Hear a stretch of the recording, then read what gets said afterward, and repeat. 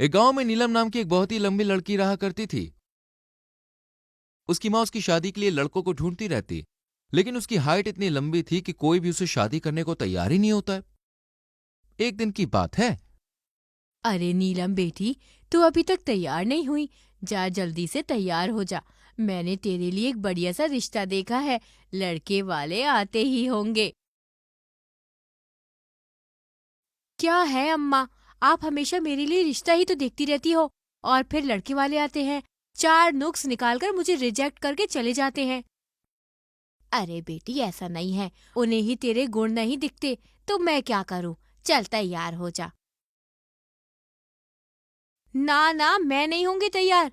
इतना makeup, jewellery और नाश्ते पर खर्च करो, और वो है कि आके मुफ्त की पेट पूजा करके फिर आखिर में चार गाली सुनाकर चले जाते हैं। लेकिन अब बस बहुत हुआ। अब मैं सबको रिजेक्ट करूंगी। हाँ हाँ ठीक है मेरी माँ, लेकिन एक बार मेरी खातिर मान जा, तैयार हो जा। मैं आपकी माँ कैसे हुई? माँ तो आप हो ना। रही बात तैयार होने की, तो मैं हो जाती हूँ, लेकिन ये आखिरी बार है, समझी? फिर नीलम को देखने लड़के वाले आते हैं। बहन जी, कहाँ है आपकी बेटी नीलम?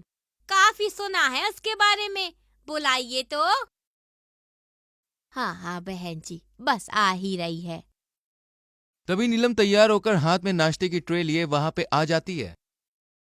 नमस्ते आंटी जी। हाँ हाँ वो ठीक है, लेकिन ये क्या, इतनी लंबी लड़की? हमें अपने बेटे के लिए बीवी चाहिए, बिजली का खंबा नहीं। चल बेटा। फिर सुधा अपने बेटे को लेकर वहां से चली जाती है। देखा माँ, मुझे तो पहले से ही पता था यही होगा। अब मुझे नहीं करनी कोई शादी वादी। जिसे मुझसे शादी करनी होगी वो खुद ही आएगा। फिर नीलम उदास मन से घर के बाहर चली जाती है। तभी अचानक से सड़क पर वहां पर एक अमीर लड़का आता है, मंजीत, और नीलम उसकी कार से टकरा जाती है। अरे सॉरी सॉरी, आपको कहीं चोट तो नहीं आई? नहीं, बस पैर में थोड़ी सी मोच आई है। चलिए, मैं आपको घर तक छोड़ देता हूं। नहीं नहीं, मैं चली जाऊंगी। लेकिन नीलम के पैर में मोच लगने के कारण वो चल नहीं पाते, जिस कारण फिर मंजीत उसे अपनी कार से उसके घर छोड़ने जाता है। इसी बीच दोनों एक दूसरे से ढेर सारी बातें भी कर लेते हैं। अब दोनों एक दूसरे से मिलना जुलना भी धीरे धीरे शुरू करते हैं, जिस कारण दोनों एक दूसरे को पसंद भी करने लगते हैं। ऐसे ही एक दिन की बात है।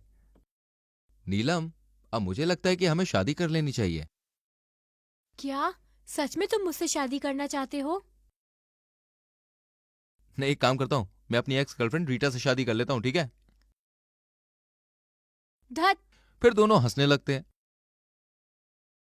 और मंजीत नीलम से शादी करके उसे अपने घर ले जाता है। मेरी बहू घर आई, ओ राम जी, बाटू मोहल्ले में मिठाई, ओ राम जी।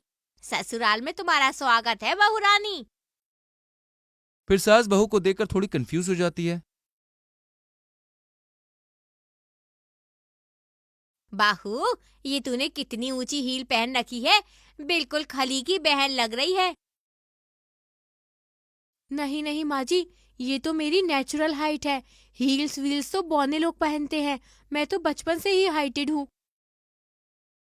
हाइटेड नहीं, इसे खम्बी कहते हैं। बेटा, कहाँ से मिल गई तुझे ये लंबती? माँ, इसे लंबती ना कहो, ये तो मेरा प्यार है और ये बहुत अच्छी है। माँ, आप इसके संग रह के तो देखो। हाँ, अब रहना तो पड़ेगा ही। और जब बहू ही इतनी लंबी हो तो बिजली के खंबे की क्या जरूरत? हाँ।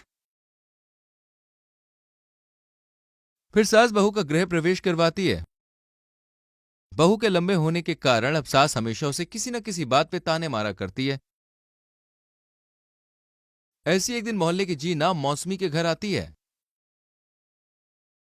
अरे ओ मौसमी बहन, घर पर हो या नहीं? हाँ हाँ, आओ जीना। कहो कैसे आना हुआ? अरे बहन, मोहल्ले की बिजली चली गई है, और तुम्हें तो पता है कि मीटर बॉक्स कितना ऊपर है। टेबल लगाने से भी पहुंच नहीं पा रहे हैं। अपनी बहू को कह दो ना, थोड़ा देखे ना वो जाके। अब क्या इसे यही काम रह गया है? मैं ना निकलने दूंगी इसे घर के बाहर। किसी ने देख लिया तो मेरी नाक ही कट जाएगी। अरे माँ जाने दो ना, ऐसा नहीं है कि किसी एक घर की लाइट गई है। अरे सबके घर की लाइट चली गई है। और कब तक यूं गर्मी में पसीना बहाएंगे सारे लोग। अच्छा ठीक है। फिर नीलम मीटर बॉक्स देख के आती है। अरे काकी, किसी ने फ्यूज के साथ छेड़खानी कर दी थी, अब ठीक हो गया है। अरे धन्यवाद बिटिया। वैसे टिंगी, तुम्हारी ये टावर जैसी बहुरानी है बड़े काम की। चुड़ैल, तूने मुझे टिंगी कहा, खून पी जाऊंगी तेरा। चुड़ैल होगी तू डायन, अब तेरी बहू के सामने तू तो बौनी ही लग रही है, तो टिंगी ही कहूंगी ना। अरे तेरी तो। तभी बहू सास को रोक लेती है। माँ जी चलिए यहाँ से, इनके मुंह न लगिए। फिर दोनों सास बहू घर आ जाती हैं। ये सब तेरी ही वजह से हो रहा है। कल मुंह ही करम जली, मेरे ही करम फूटे, जो मैंने बिना तुझे देखे शादी के लिए हाँ कह दी।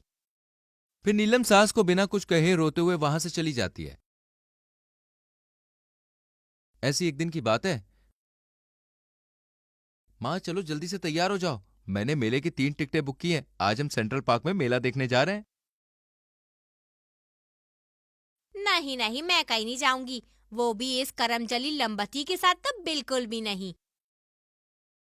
क्या हुआ माँ, ऐसे क्यों कह रही हो? ऐसा ना कहूँ तो कैसा कहूँ, इसके कारण मोहल्ले में मेरी कितनी बेइज्जती होती है पता है तुझे। सब मुझे टिंगी टिंगी कहकर चिढ़ाते हैं। अरे लोगों का तो काम है कहना, उन्हें कहने दो माँ। आप जल्दी से तैयार हो जाओ, हम जा रहे हैं मेला देखने। मैं कुछ नहीं जानता बस। वैसे मन तो मेरा भी बहुत है, बहुत दिन हो गए झूला नहीं झूली। आज तो बड़े वाले झूले पर झूलूंगी। अब तू इतना कह ही रहा है तो ठीक है बेटा, मैं चलती हूँ।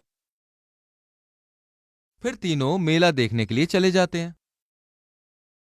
बेटा मुझे ना वो बड़े वाले झूले पर बैठना है। माँ आप उस पे ना बैठो, गिर गई तो बहुत चोट आएगी। तू चुप हो जा कलमुही, तू तो चाहती है कि मैं जल्दी ऊपर जाऊं, लेकिन ऐसा नहीं होगा। बस तू देख मैं ऊपर जाकर कैसे नीचे आती हूँ। फिर मौसमी जबरन झूले पर बैठ जाती है और झूला गोल गोल घूमने लगता है। तभी मौसमी अचानक से झूले पर से गिर जाती है और एक पेड़ में जाके लटक जाती है। अरे मान से गिरे खजूर में अटके। माँ जी वो खजूर का पेड़ नहीं है। हमको भी मालूम है ये खजूर का पेड़ नहीं है, ये तो बस कहावत है। अब हमको कोई बचाओ यहाँ से। माँ आप टहनी को कसकर पकड़ के रखो, मैं आता हूँ वहां आपको बचाने। नहीं बेटा तू यहाँ ना आ, ये डाल बहुत ही हल्की है, डाल टूट गई तो बिना टिकट ही ऊपर पहुंच जाएंगे। अब क्या करें, सीढ़ी भी तो नहीं लगा सकते। अरे आप लोग इतना हाइपर मत होइए, रुको मैं कुछ करती हूँ। फिर नीलम टेबल पर चढ़कर सास को पकड़ लेती है और उन्हें बचा लेती है। बेटी मुझे माफ कर दे, मैं हमेशा तेरी लंबाई के कारण तुझ पर चिल्लाती थी, गुस्सा करती थी और तुझे पसंद भी नहीं करती थी, लेकिन आज तेरी इस लंबाई ने मेरी जान बचा ली। तेरा बहुत बहुत शुक्रिया बेटी।